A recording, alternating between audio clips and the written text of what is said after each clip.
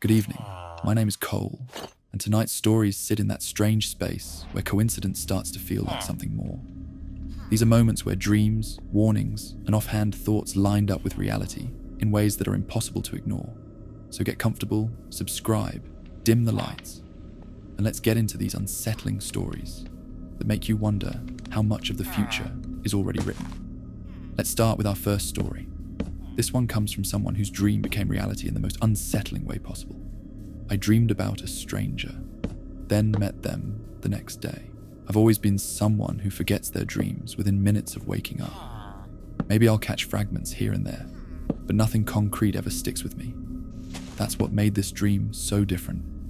It was vivid in a way that felt almost invasive, like someone had planted it in my head while I slept.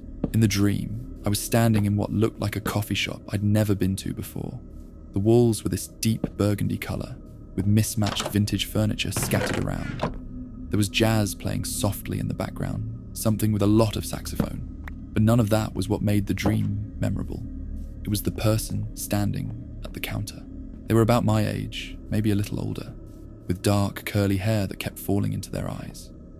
They wore this distinctive olive green military-style jacket with brass buttons, the kind you might find at a thrift store. Their voice was soft but clear when they ordered, asking for a medium coffee with oat milk and an extra shot. Even their mannerisms were specific. They kept checking their phone and tapping their fingers against the counter in this rhythmic pattern. What struck me most was how detailed everything felt.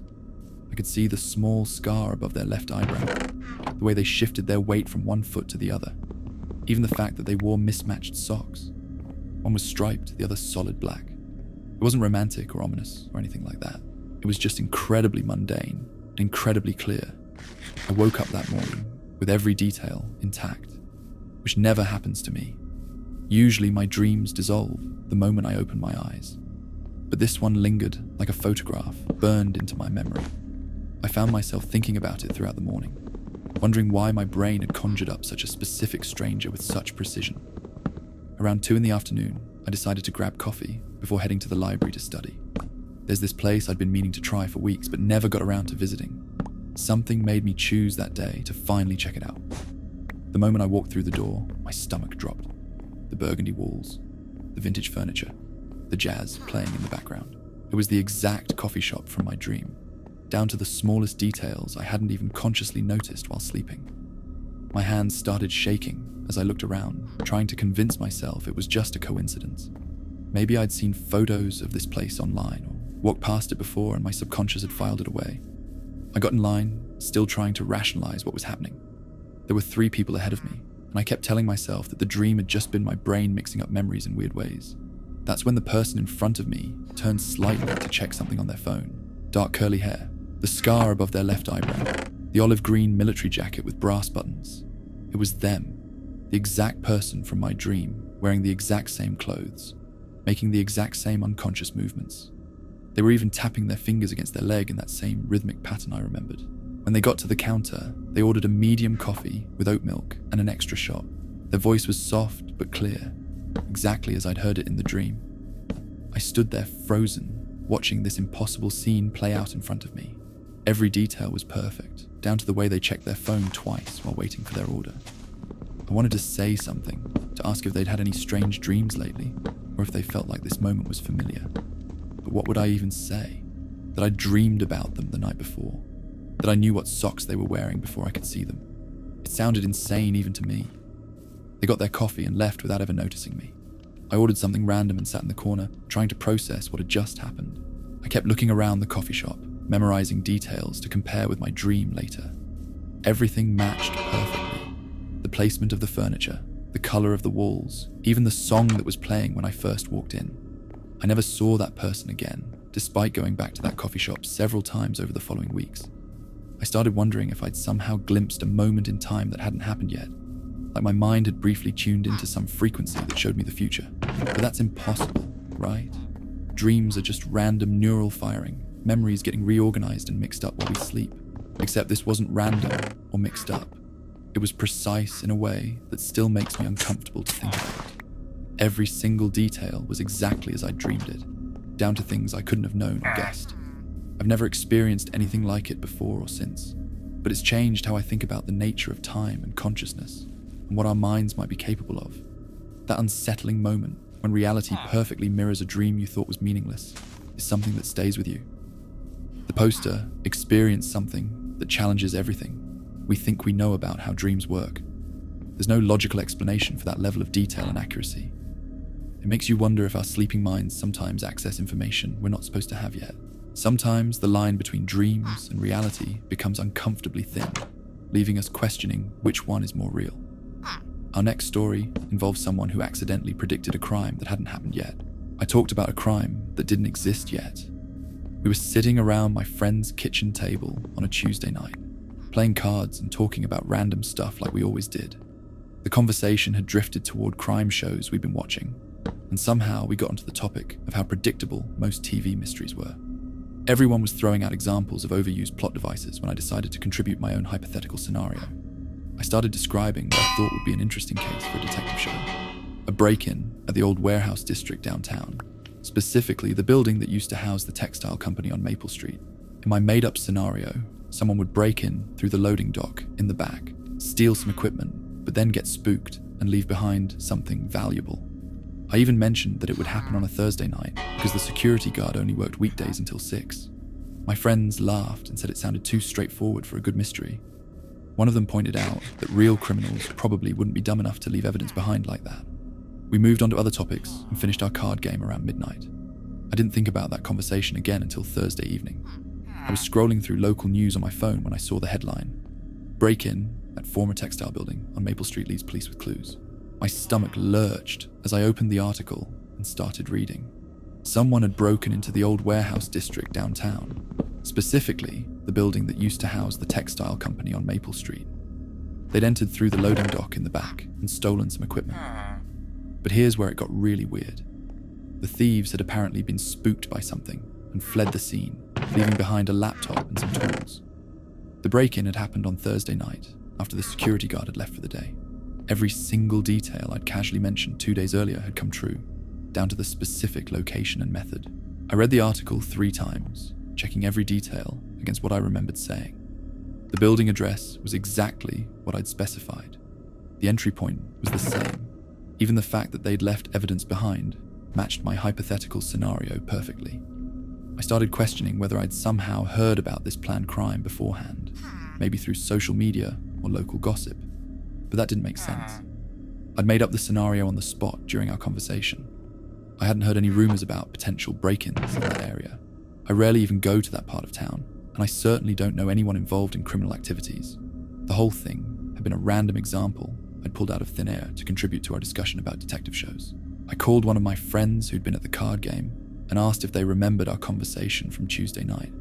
They confirmed that I'd described almost exactly what had just happened, including the specific building and the Thursday timing. They were as freaked out as I was about the coincidence. I spent the next few days obsessively checking news updates about the break-in. The police had recovered fingerprints from the abandoned laptop and were following up on leads. Security footage from nearby buildings showed 2 figures approaching the warehouse around 11 at night. Everything continued to match the scenario I'd described, as if I'd been reading from a script of events that hadn't happened yet. The strangest part was how casual and specific my prediction had been. It wasn't like I'd had some dramatic premonition. I felt compelled to warn anyone. I was just making conversation, pulling details out of nowhere to illustrate a point about predictable crime stories. Yet somehow, my random example had perfectly described something that would happen 2 days later. I started wondering if I'd unconsciously picked up on signs that a break-in was being planned. Maybe I'd noticed suspicious activity in that area, or overheard someone talking about it without realizing the significance. But I couldn't remember anything like that. The whole scenario had felt completely fictional when I was describing it. The police never caught the people responsible, which somehow made the whole thing even more unsettling. I kept expecting to read a follow-up article that would explain away the coincidence, but it never came.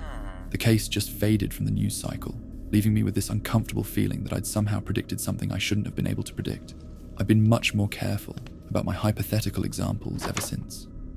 The thought that casual speculation might somehow influence reality, or that my mind might be picking up on information I'm not consciously aware of, makes every random comment feel potentially dangerous.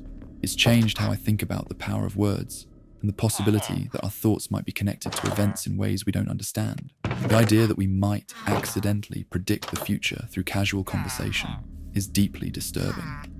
The poster didn't claim any psychic abilities or special insights, just made up a random scenario that came true with impossible accuracy. It raises questions about whether our subconscious minds process information we're not aware of, or if speaking something into existence might have more power than we realize. Either way, it's the kind of coincidence that would make anyone more careful about their hypothetical examples. Let's move on to a story about technology that seemed to know something it shouldn't. My phone auto-corrected to a name I'd never typed until it appeared on the news. I was texting my sister about weekend plans when my phone did something it had never done before. I was trying to type the word meeting, but my phone auto-corrected it to Melanie. Not once, but 3 times in a row. Each time I deleted it and retyped meeting, and each time my phone insisted I meant Melanie instead. The weird thing was that I didn't know anyone named Melanie. I'd never texted that name, never searched for it, never even typed it accidentally as far as I could remember. My phone's autocorrect usually learned from my typing patterns and suggested words I actually used. For it to be so insistent about a name I'd never encountered was completely out of character for my device. I finally gave up and typed get together instead of meeting, just to avoid the autocorrect issue. My sister and I finished planning our weekend and I forgot about the glitch. Autocorrect does weird things sometimes, and I figured it was just one of those random tech moments that don't really mean anything. A week later, I was scrolling through local news during my lunch break when I saw a headline that made me stop eating. Local woman, Melanie Torres, missing after leaving work Monday evening. I clicked on the article and started reading about a 28-year-old woman who worked at a marketing firm downtown. She'd left her office Monday night and never made it home. The name hit me immediately. Melanie. The same name my phone had been auto-correcting to for no apparent reason. I tried to convince myself it was just a coincidence. Melanie isn't exactly an uncommon name, and there was no logical connection between my autocorrect glitch and this missing person case. The timing felt too strange to ignore. I kept following the story over the next few days. Melanie Torres had been working late on a project and left her office around 9 at night. Security cameras showed her walking to the parking garage, but her car was found the next morning in the same spot. Her purse and phone were missing, but there were no signs of a struggle. The police were treating it as a potential abduction. As more details emerged, the coincidence started feeling less like random chance and more like something I couldn't explain. The autocorrect incident had happened exactly 1 week before Melanie disappeared. My phone had never suggested that name before or since. It was like my device had briefly tapped into information about future events and tried to tell me something I wasn't equipped to understand. I thought about calling the police tip line to report the autocorrect incident, but what would I even say? That my phone had predicted someone's disappearance through a texting glitch? It sounded ridiculous, even to me. There was no useful information I could provide that would help find Melanie. I didn't know her, hadn't seen anything suspicious, and couldn't offer any leads beyond this weird technological coincidence. The case stayed in the news for several weeks before gradually fading from public attention. Melanie Torres was never found, and the investigation eventually went cold.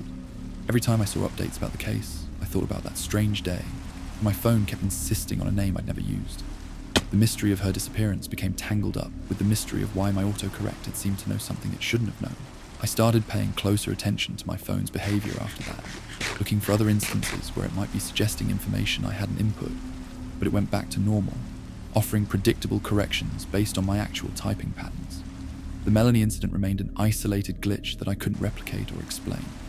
The whole experience changed how I think about the devices we carry with us every day. Our phones collect so much data about our lives and behaviors that maybe they sometimes pick up on patterns we're not consciously aware of. Or maybe there's something about the interconnected nature of digital networks that occasionally allows information to leak through in unexpected ways. I still use the same phone, and autocorrect still works normally most of the time. But I can't shake the feeling that for one brief moment, my device accessed information about a future event and tried to communicate it through a seemingly random correction.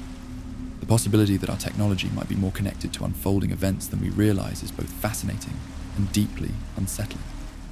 Technology predicting tragedy through autocorrect feels like something out of a science fiction story, but the poster experienced it firsthand.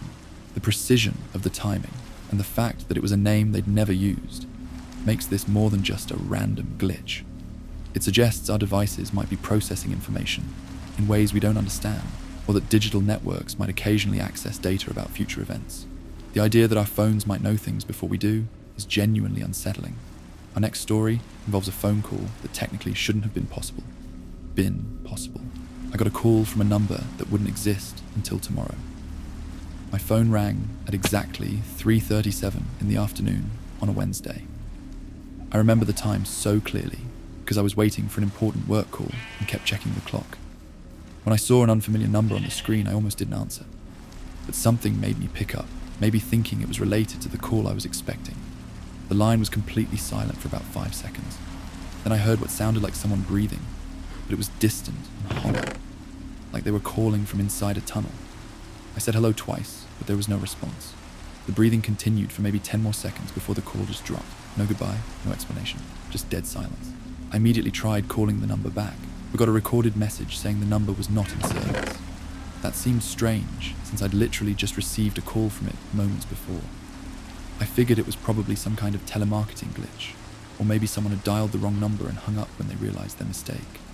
But the call kept bothering me throughout the day. There was something unsettling about that breathing sound, like whoever was on the other end was trying to say something, couldn't get the words out. I found myself checking my phone repeatedly, almost expecting them to call back with an explanation. That evening, I decided to look up the number online to see if I could figure out where it came from. I ran it through reverse phone lookup websites and checked it against known spam numbers, but nothing came up. Every search result said the same thing: number not found or not in service. It was like the number didn't exist at all. The next morning, I was still curious enough to try calling the number again. This time, instead of the not in service message, the phone actually started ringing. After 3 rings, someone picked up. A woman's voice said, "Hello," sounding completely normal and cheerful. I explained that I'd received a call from this number the day before and was trying to figure out who it was. She seemed confused and told me that was impossible. She said she'd just gotten this phone number that morning from her carrier. It was brand new, never been assigned to anyone before. She was actually making her first test call when I called her. I described the strange breathing and the dropped call, but she insisted there had to be some mistake. She'd only had the number for a few hours and hadn't called anyone yet. She was still setting up her voicemail and learning how to use her new phone. There was no way she could have called me the day before. I hung up feeling more confused than ever. I checked my call log again to make sure I wasn't misremembering the time or date. The call was definitely there, logged at 3:37 the previous afternoon, lasting exactly 42 seconds. But according to the woman who now owned that number, it shouldn't have existed yet. I started researching how phone numbers get assigned and whether it was possible for someone to receive a call from a number before it became active. Everything I found said that numbers go through a verification process before being released to customers. There shouldn't be any way for a call to come from a number that wasn't officially in service yet. The technical impossibility of the situation made it even more disturbing. Phone systems have precise records of which numbers are active at any given time. For me to receive a call from a number that wouldn't exist until the next day defied everything I understood about how telecommunications work. It was like getting mail postmarked from tomorrow. I never figured out a logical explanation for what happened. The woman with the new number was friendly and seemed genuine when she said she couldn't have called me. I believe her, which means I somehow received a call from the future, or from a version of that number that existed in some kind of temporal overlap I can't comprehend. The experience left me questioning the nature of time and technology in ways I never had before. If phone calls can somehow arrive before the numbers are officially assigned, what other impossible things might be happening around us every day? The boundary between what's technically possible and what actually occurs seems much thinner than I ever imagined. Getting a call from a number that doesn't exist yet breaks every rule of how phone systems work. The poster received verifiable proof that something impossible had happened, with call logs and timestamps that couldn't be explained away. It suggests that sometimes our technology might briefly access versions of reality that haven't caught up with linear time yet. The precision of the timing and the technical impossibility make this more than just a simple mix-up. The fact that the new owner of the number seemed genuine about just receiving it makes the whole thing even more unsettling. It's like receiving a message from tomorrow through a glitch in the system we rely on every day. Our next story involves someone who made a dark joke that came true in the worst possible way. I joked about dying in a specific place, then read an obituary that matched. I was hanging out with friends at this outdoor gear store, looking at climbing equipment I couldn't afford. We were planning a hiking trip for the following weekend and getting way too excited about routes that were probably beyond our skill level. The store had this display of advanced climbing gear that made us all feel like amateur adventurers. One of my friends picked up this expensive harness and started joking about how we'd probably need life insurance before attempting any serious rock climbing. That's when I made what seemed like a harmless dark joke at the time. I pointed to this cliff face photo on the wall and said something like, "Watch me be the idiot who falls off Eagle's Peak trying to impress someone." 25 years old and done in by overconfidence and poor planning. Everyone laughed because that's exactly the kind of stupid thing any of us might do. We were all in our early 20s, full of energy, but lacking experience with serious outdoor activities. The joke felt relatable because we'd all had moments where ambition exceeded ability. Eagle's Peak was this moderately challenging climb, about 2 hours from our city, that we'd talked about attempting someday. We finished shopping and went our separate ways. The hiking trip got postponed due to weather, then cancelled entirely when work schedules conflicted. I forgot about my morbid joke completely until about 3 weeks later, when I was scrolling through local news during a slow afternoon at work. The headline made my blood run cold. 24-year-old climber dies in fall at Eagle's Peak. I clicked on the article with shaking hands, already knowing what I was going to find, but hoping I was wrong. The victim was described as an experienced local climber who had apparently lost his footing during what should have been a routine ascent. His name was Marcus Chen, and he was 24 years old. The article mentioned that he'd been climbing for several years and was known in the local climbing community for his enthusiasm and careful preparation. He'd been climbing with a partner who tried unsuccessfully to help him after the fall. Emergency responders had been called, but he was pronounced dead at the scene. What made it worse was that Marcus fit the exact profile I'd joked about. Young, enthusiastic, probably trying to push his limits on a climb he'd done before. The article mentioned that witnesses said he'd been attempting a slightly more challenging route than usual, possibly trying to impress his climbing partner who was newer to the sport. I read the obituary when it was published a few days later. Marcus had been passionate about outdoor activities since college. He worked as a software developer, but spent most of his free time hiking and climbing. His friends described him as someone who was always encouraging others to try new challenges, sometimes taking on more risk than necessary to show that difficult routes were achievable. The parallels to my joke were impossible to ignore. The age, the location, the circumstances, even the motivation of trying to impress someone. I'd casually described a scenario that came true in devastating detail just weeks later. It felt like I'd somehow predicted this young man's death through a throwaway comment meant to get a laugh from my friends. I attended Marcus's memorial service, even though I'd never met him. I felt compelled to pay my respects to someone whose fate I'd somehow foreseen, even if accidentally. His family and friends shared stories about his love for adventure and his generous spirit. He sounded like exactly the kind of person who would push himself to try something challenging, just like I joked about. The experience made me much more careful about dark humor. The possibility that casual comments about death might somehow influence reality, or that my subconscious had picked up on statistical probabilities I wasn't aware of, changed how I think about the power of words. I've never made another joke about dying in a specific way or place. I still go hiking, but I think about Marcus every time I'm near Eagle's Peak. The idea that my random joke might have been connected to his actual death, in ways I can't understand, haunts me. Whether it was coincidence, premonition, or something else entirely. It taught me that some things are too serious to joke about, even casually. Making a joke about dying in a specific way, and then reading an obituary that matches exactly, is the kind of coincidence that would haunt anyone forever. The poster described someone they'd never met with impossible accuracy, down to the age, location, and motivation. It raises disturbing questions about whether dark humor might tap into future events, or if speaking about death casually might have more power than we realize. The fact that Marcus sounded like a genuinely good person makes the coincidence even more tragic. The poster's decision to attend the memorial service shows how deeply this affected them. It's a reminder that some coincidences cut too close to real tragedy to ever feel like mere chance.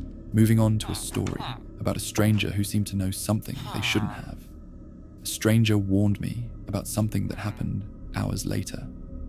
I was walking to my car after work on a Friday evening, looking forward to meeting friends at this new restaurant downtown.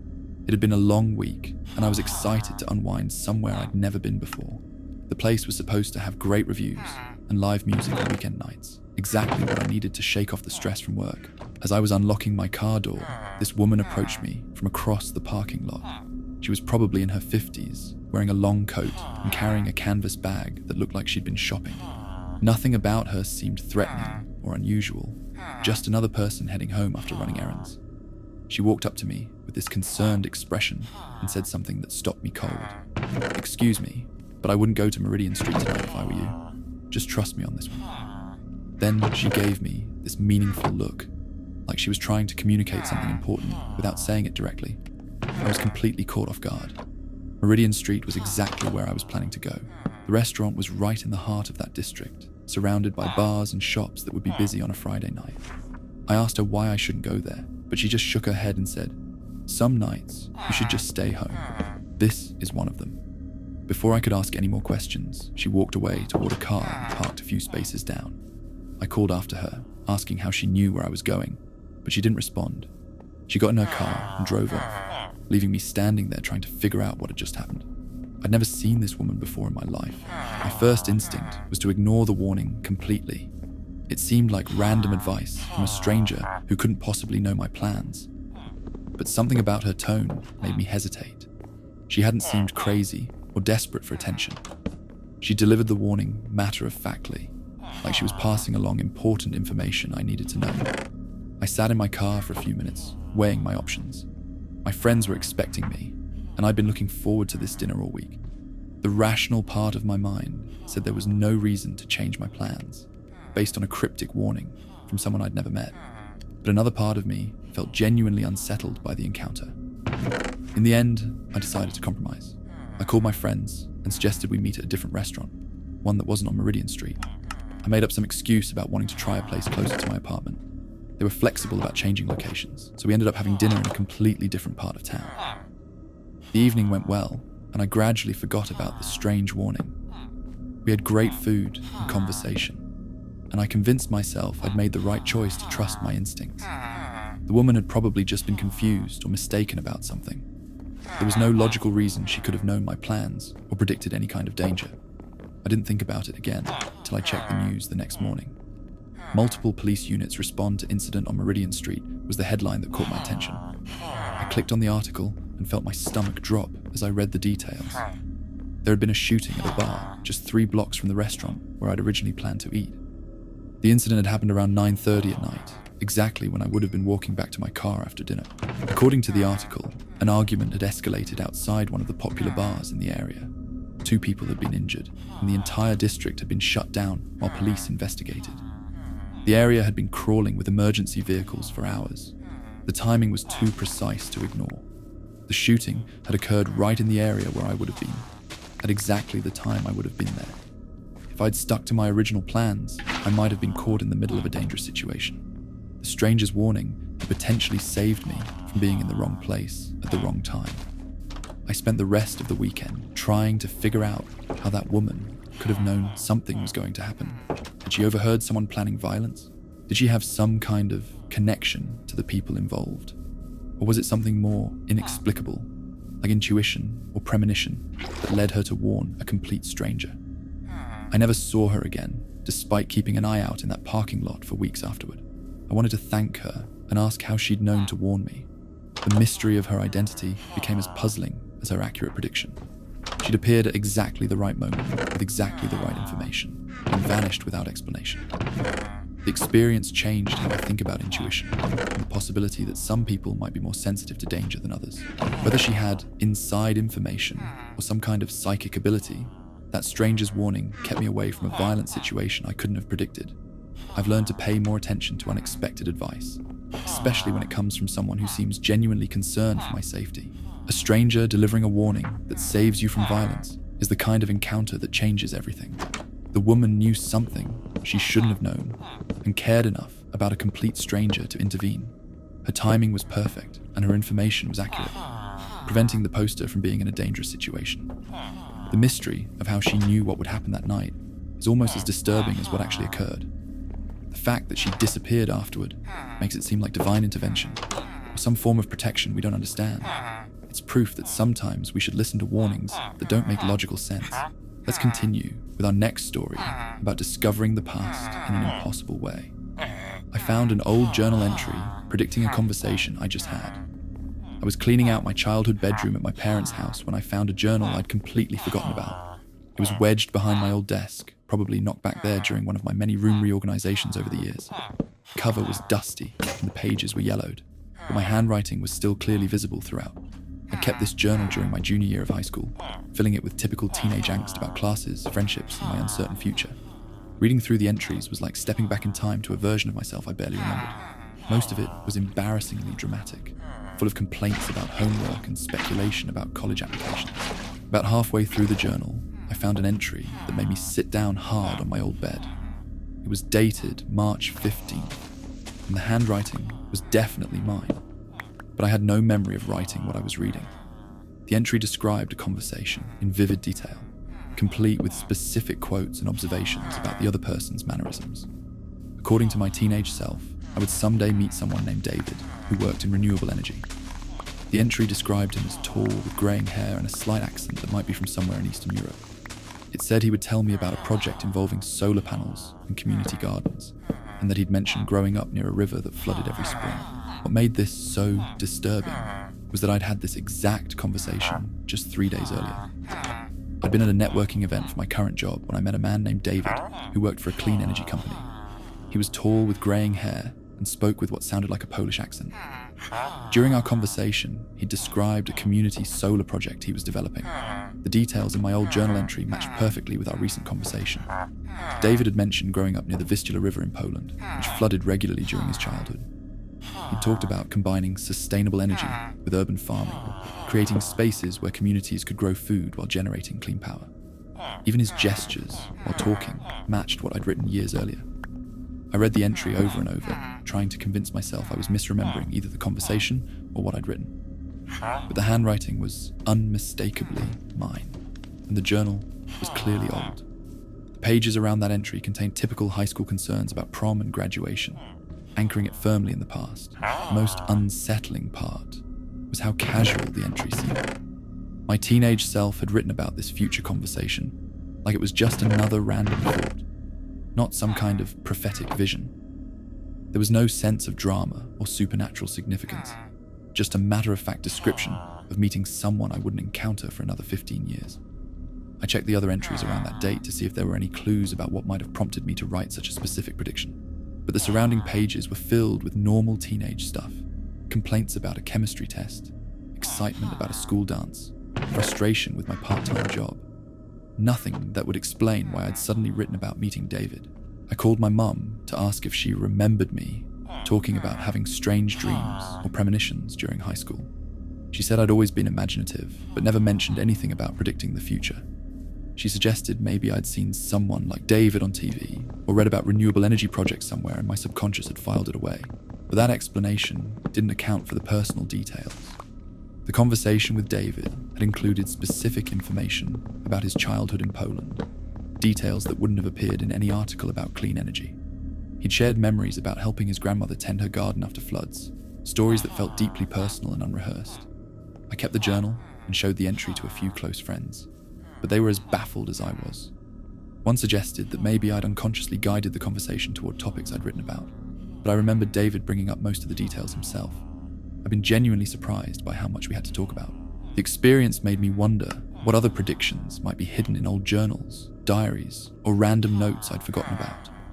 If my teenage brain had somehow accessed information about a future conversation, what else might it have known? The possibility that our minds sometimes record information about events that haven't happened yet is both fascinating and deeply unsettling. I've started keeping a journal again, paying closer attention to seemingly random thoughts that might actually be glimpses of future events. Whether it's premonition, coincidence, or something else entirely, the old entry proved that sometimes the past knows things about the future that we're not consciously aware of. The boundary between memory and prediction might be much more fluid than we realize. Finding a detailed prediction of a future conversation in your own handwriting is the kind of discovery that would shake anyone's understanding of time and consciousness. The poster's teenage self somehow knew specific details about someone they wouldn't meet for 15 years, including personal information that wouldn't have been publicly available. The casual tone of the journal entry makes it even more mysterious, suggesting this wasn't a dramatic premonition, but just random future knowledge seeping into the past. The precision of the details and the impossibility of the timing make this more than just a lucky guess. It's evidence that our minds might sometimes access information about future events without us realizing it. The fact that it was written so matter-of-factly suggests this kind of temporal bleeding might happen more often than we think. More often than we think. Our next story comes from someone who experienced what can only be described as a moment of cosmic awareness. I checked the time, the exact moment. Someone else was thinking of me. I have this weird habit of checking the time at random moments throughout the day, not because I need to be somewhere or I'm waiting for something specific, but because time just fascinates me. I'll be in the middle of doing something completely unrelated and suddenly feel compelled to look at my phone or a clock. It's become such an automatic response that I barely notice when I'm doing it. Last Tuesday, I was sitting in my apartment around 8:43 in the evening, reading a book and drinking tea. Nothing special about the moment, just a quiet weeknight at home. For some reason, I felt this sudden urge to check the time on my phone. The display showed exactly 8:43 and 17 seconds when I looked. I made a mental note of it because the precision felt oddly significant, then went back to reading. The next morning, I got a text from my college roommate, Sarah, someone I hadn't heard from in probably 6 months. She said she'd been thinking about me the night before and wondered how I was doing. We exchanged a few messages, catching up on work and life, and I mentioned that it was funny she'd reached out because I've been thinking about old friends recently too. That's when she said something that made me put my phone down and stare at it. She told me she'd been looking through old photos around 8:43 the previous night and came across this picture of us from a spring break trip we'd taken junior year. She said seeing the photo had made her think about me so intensely that she'd almost called right then, but figured it was too late. I asked her to be more specific about the timing. She checked her phone's photo app and confirmed that she'd accessed the album at exactly 8:43 and 15 seconds. The same moment, I'd felt compelled to check the time, down to within a few seconds. The coincidence seemed impossible, but the timestamps were right there in black and white. Intrigued by this weird synchronicity, I mentioned it to a few other people throughout the week. That's when things got really strange. My brother told me he'd been thinking about me at that exact time too, wondering if I was happy in my new job. He'd been driving home from work and had this random urge to call me, but got distracted by traffic and forgot until I brought it up. Then my mum said she'd been going through old family photos Tuesday night and found herself focusing on pictures of me around that same time. She considered sending me one, but got sidetracked by something else. When I asked her to check the timestamp on the photos she'd been looking at, she confirmed it was 8:43. By Friday, I discovered that 5 different people had been thinking about me at that exact moment on Tuesday night. My high school friend Emma, my former co-worker Marcus, my neighbor across the hall, and even my ex-girlfriend from 2 years ago. All of them mentioned having strong thoughts about me, wondering what I was up to, or feeling like they should reach out to me. The precision of the timing was what made it so unsettling. Not just the same general time period, but the exact minute, and in some cases, the exact seconds. These were people who didn't know each other, living in different cities, with no reason to be coordinated in their thoughts about me. Yet somehow, they'd all tuned into the same frequency at the same moment. I started thinking about what might have caused this strange convergence. Had something significant happened to me at that moment that somehow broadcast itself to people who cared about me? I couldn't remember feeling any particular emotion or having any profound thoughts. I'd just been sitting quietly with my book and tea, enjoying a peaceful evening at home. The more I thought about it, the more questions arose. Was there something about that specific moment in time that made it easier for thoughts to travel between connected minds? Had I unconsciously sent out some kind of mental signal that people who knew me well were able to pick up on? Or was it pure coincidence that felt meaningful only in retrospect? I've been paying more attention to moments when I feel compelled to check the time, wondering if they might coincide with other people thinking about me. But so far, the Tuesday night remains unique. The experience has made me more aware of the invisible connections we might have with people we care about, and the possibility that our thoughts might be more synchronized than we realize. The idea that multiple people were thinking about the poster at the exact moment they felt compelled to check the time suggests connections between minds that we don't fully understand. The precision of the timing and the fact that these people didn't know each other makes it more than just coincidence. It's like the poster briefly became the center of a network of thoughts spanning multiple cities and relationships. The experience points to the possibility that our consciousness might be more interconnected than we realize, with thoughts and feelings traveling between people who share meaningful connections. Whether it's quantum entanglement of minds or just a beautiful coincidence, it's the kind of synchronicity that makes you question the nature of consciousness itself. Our next story involves someone whose subconscious seemed to know something their rational mind didn't. I took the long way home for no reason, and later found out why. I've been driving the same route home from work for 3 years. It's a straightforward path that takes me through downtown, past the university, and into my neighborhood. I could drive it with my eyes closed at this point. The timing is so consistent that I usually pull into my driveway within a 2-minute window every day, barring unusual traffic or construction. Last Wednesday started like any other workday. I finished up my tasks around 5:30, gathered my things, and headed to the parking garage.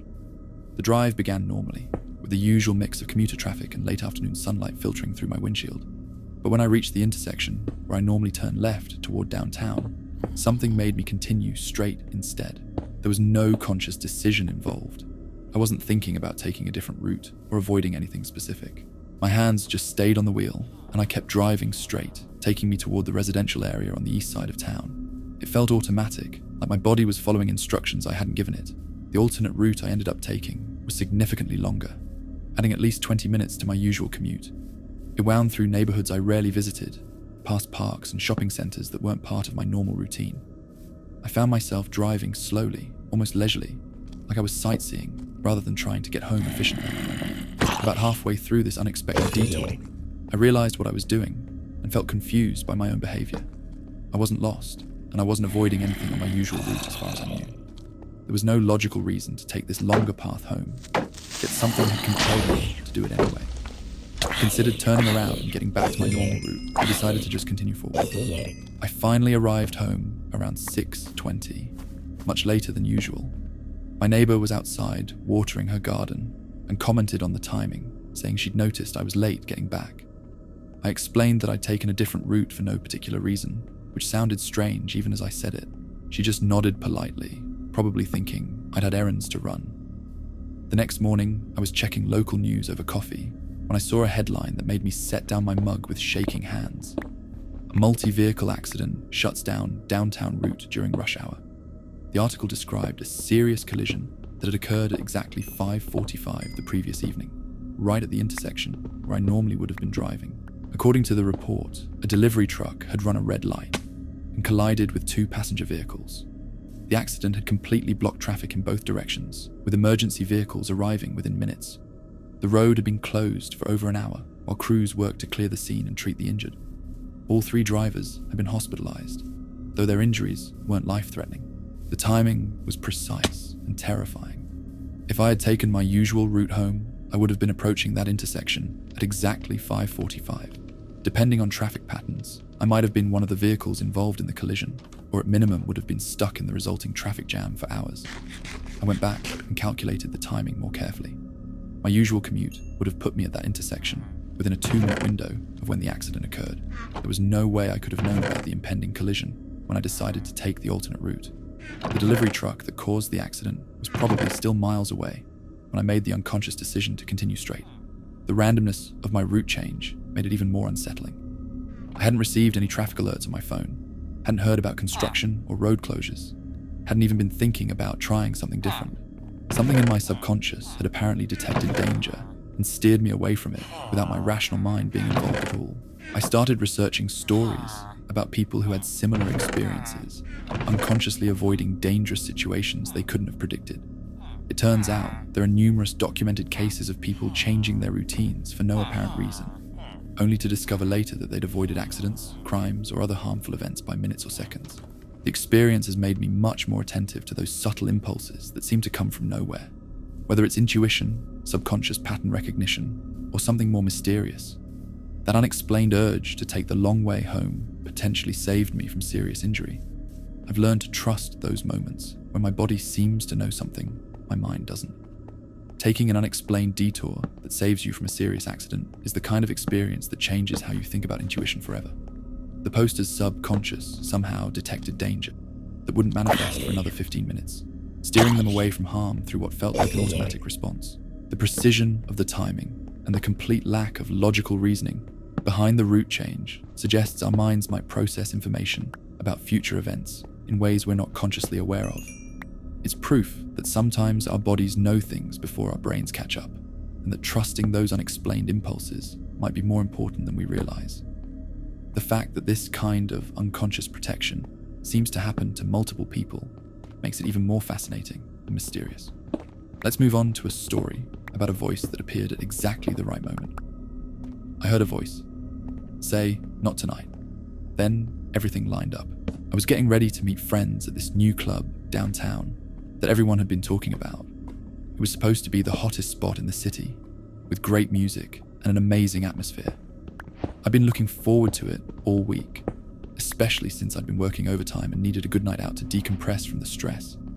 I'd already showered, picked out an outfit, and was putting on my shoes when I heard someone say, "Not tonight," in a clear, calm voice. The words came from somewhere behind me, near the bedroom door. I turned around expecting to see my roommate, but the apartment was empty. She was out of town visiting family and wouldn't be back until Sunday. The voice had been so distinct and close that I called out to see if someone was there.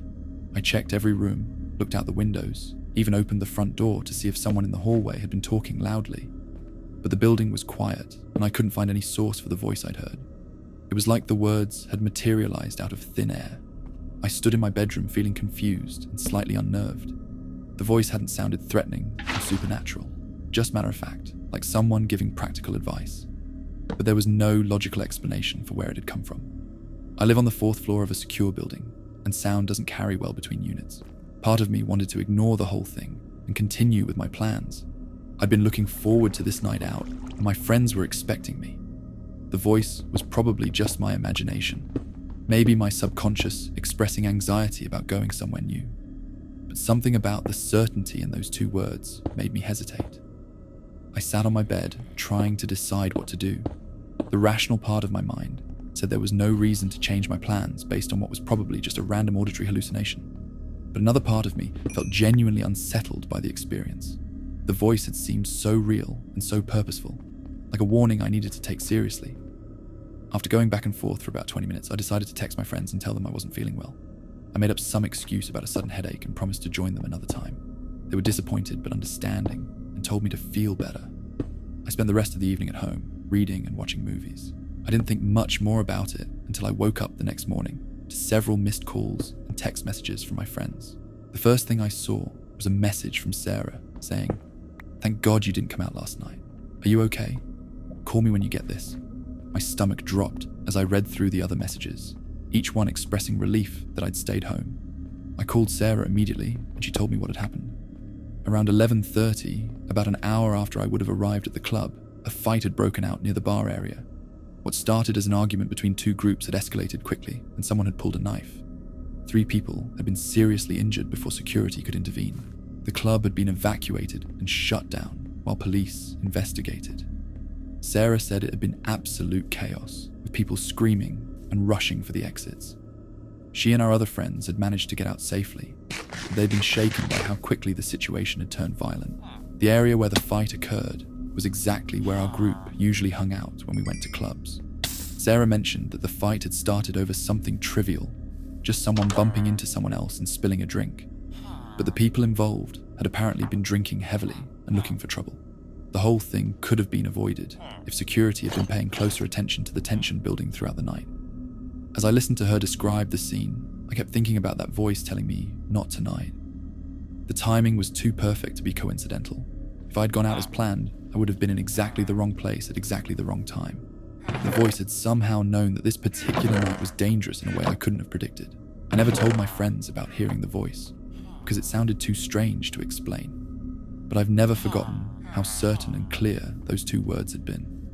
Whether it was intuition, divine intervention, or something else entirely, that mysterious warning kept me safe from a violent situation I couldn't have seen coming. The experience has made me more attentive to those moments when something inside me says to change course, even when I can't explain why. Sometimes the most important advice comes from sources we can't identify or understand, and learning to listen to those voices might be more crucial than we realize. Hearing a disembodied voice that saves you from violence is the kind of protection that feels supernatural, whether you believe in that or not. The poster listened to two simple words that had no logical source and avoided being in the middle of a knife fight by exactly the right amount of time. The voice was clear and purposeful, not vague or ambiguous, like most unexplained experiences. It knew something specific about that night that the poster couldn't have predicted through normal means. The precision of the warning and the accuracy of the danger it prevented suggests there might be forces looking out for us that we don't understand. Sometimes the most important guidance comes from voices we can't explain, and learning to trust them might be the difference between safety and serious harm. Our next story comes from someone who witnessed their dreams become reality in the most impossible way. I dreamed about a stranger, then met them the next day. The dream wasn't vague. I remembered their face, their voice, even what they were wearing. The next afternoon, I stood behind them in line at a coffee shop, wearing the exact same jacket. I've always been terrible at remembering dreams. Most mornings, I wake up with nothing but fragments. Maybe a weird image or two that fades before I finish brushing my teeth. That's what made this dream so different. Every detail was crystal clear, like watching a movie in high definition. In the dream, I was in this small coffee shop I'd never seen before. The walls were painted this warm yellow color, and there were mismatched chairs scattered around wooden tables. Jazz music played softly from speakers I couldn't see. But what caught my attention wasn't the setting. It was the person standing at the counter you're ordering. They were about my height, maybe a little shorter, with shoulder-length brown hair that curled slightly at the ends. They wore this distinctive navy blue jacket with silver zippers and dark jeans that looked well worn.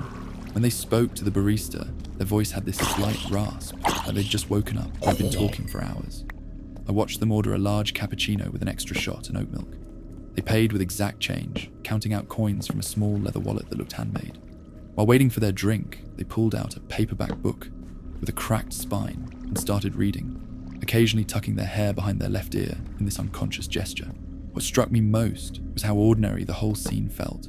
There was nothing dramatic or mysterious about it, just a random person getting coffee on what seemed like a quiet afternoon.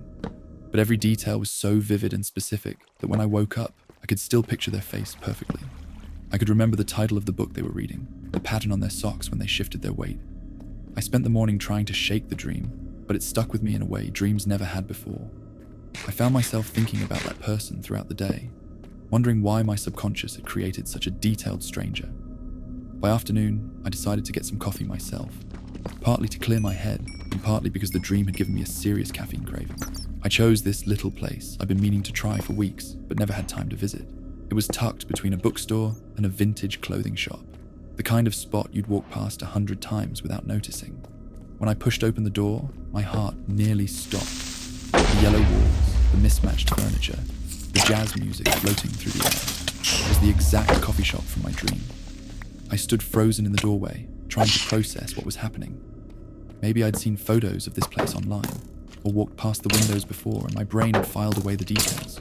But as I looked around, I realized there were elements I couldn't have known from the outside. The way the light fell across the back corner table, the specific arrangement of the chairs, even the song that was playing. I got in line, still trying to convince myself this was just an elaborate coincidence. There were two people ahead of me, both ordering complicated drinks that took several minutes to prepare. I used the time to study every detail of the shop, comparing it to my dream memory. Everything matched perfectly, down to the small crack in one of the window panes. When the person in front of me stepped up to order, I felt my knees go weak. Shoulder-length brown hair, with those slight curls at the ends. The navy blue jacket with silver zippers. Dark jeans that looked perfectly broken in. They turned slightly to check something on their phone, and I caught a glimpse of their profile. It was the exact person from my dream, down to the way they held their shoulders and the shape of their nose. I listened as they ordered a large cappuccino, an extra shot and oat milk, their voice carrying that same slight rasp I remembered. They paid with exact change from a small leather wallet, counting out coins just like in the dream. While waiting for their drink, they pulled out a paperback book and started reading, tucking their hair behind their left ear in that same unconscious gesture. I wanted to say something, to ask if they'd had any strange dreams lately, or if this moment felt familiar to them. But what would I even say? That I dreamed about them the night before? That I knew what book they were reading before they pulled it out? It sounded completely insane, even to me. They got their drink and found a table by the window, settling in with their book, like they planned to stay for a while. I ordered something random, my hands shaking as I tried to count out my money. The barista gave me a concerned look and asked if I was feeling all right. I mumbled something about low blood sugar and found a seat where I could observe without being obvious.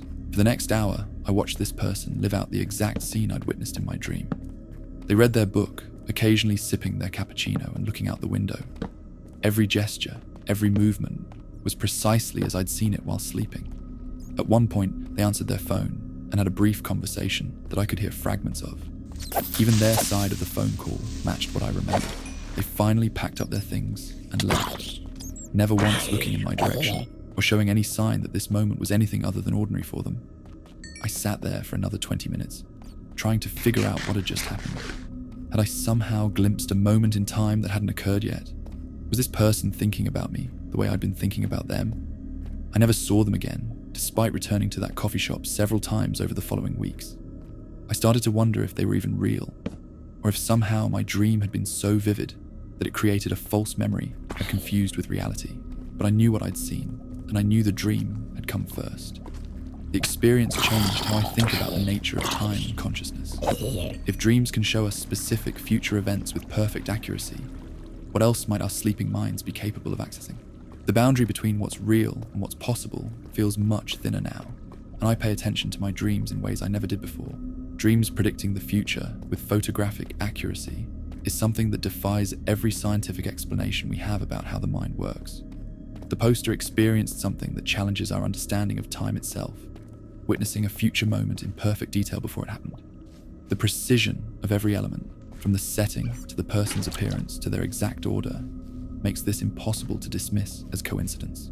It suggests our consciousness might sometimes access information about future events in ways we can't comprehend. The fact that the stranger seemed completely unaware of the significance makes it even more mysterious. Dreams like this force us to question whether time moves in the linear way we assume, or if our minds occasionally slip through cracks in reality to glimpse what's coming next. Our next story involves someone who accidentally described a crime that hadn't been committed yet. I talked about a crime that didn't exist yet. I casually mentioned a hypothetical scenario while talking to friends. 2 days later, the exact thing happened in my city, down to the location and method.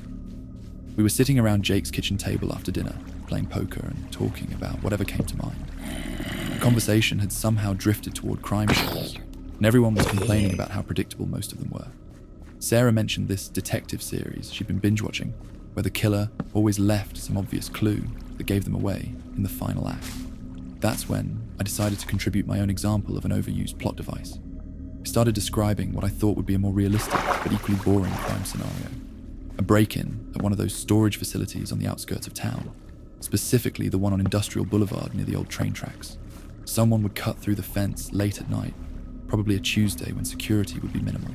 I described the thieves cutting through the chain-link fence around midnight, targeting the storage units in the back row where the security cameras had blind spots. They'd probably steal whatever looked valuable and be gone within 20 minutes, I said. The only reason they get caught would be if someone reported suspicious activity, but that area was so isolated that nobody would notice until morning. My friends nodded along, agreeing it sounded like something that could actually happen. Jake mentioned that those storage places always seemed like easy targets, and Sarah said she'd always wondered why more criminals didn't hit them. We talked about it for maybe 5 more minutes before moving on to complaining about our jobs and weekend plans. Thursday afternoon, I was scrolling through local news during my lunch break when I saw the headline that made me choke on my sandwich. Break-in at Industrial Boulevard storage facility leaves police investigating. I clicked on the article with trembling fingers, already knowing what I was going to read but hoping I was wrong. According to the report, thieves had cut through the chain-link fence around midnight on Tuesday. They targeted storage units in the back row, apparently aware that security camera coverage was limited in that area. The break-in had lasted approximately 20 minutes before the perpetrators fled with various stolen items. Police were reviewing what little footage they had and asking anyone who might have witnessed suspicious activity to come forward. Every single detail I'd mentioned 2 nights earlier had come true with impossible precision. The location, the method, the timing, even the duration of the crime. I sat in my car reading the article over and over, trying to find some discrepancy between what I'd described and what had actually happened. But everything matched perfectly, as if I'd been reading from a police report that wouldn't exist for another 2 days. I called Jake immediately and told him to check the news. He was as stunned as I was, confirming that I'd described the exact scenario that had just played out in real life. Neither of us could think of any logical explanation for how I could have known those specific details. I'd never been to that storage facility, didn't know anyone who worked there, and certainly didn't have any connection to the criminal underworld. The randomness of my prediction made it even more disturbing. I hadn't felt compelled to say those specific things, or had any sense that I was describing real future events. It was just casual conversation, me trying to contribute an example to our discussion about boring crime plots. Yet somehow, my made-up scenario had perfectly predicted an actual crime that would occur exactly when and where I'd specified. I spent the rest of the week obsessively checking for updates about the case, looking for any detail that might break the perfect correlation between my words and reality.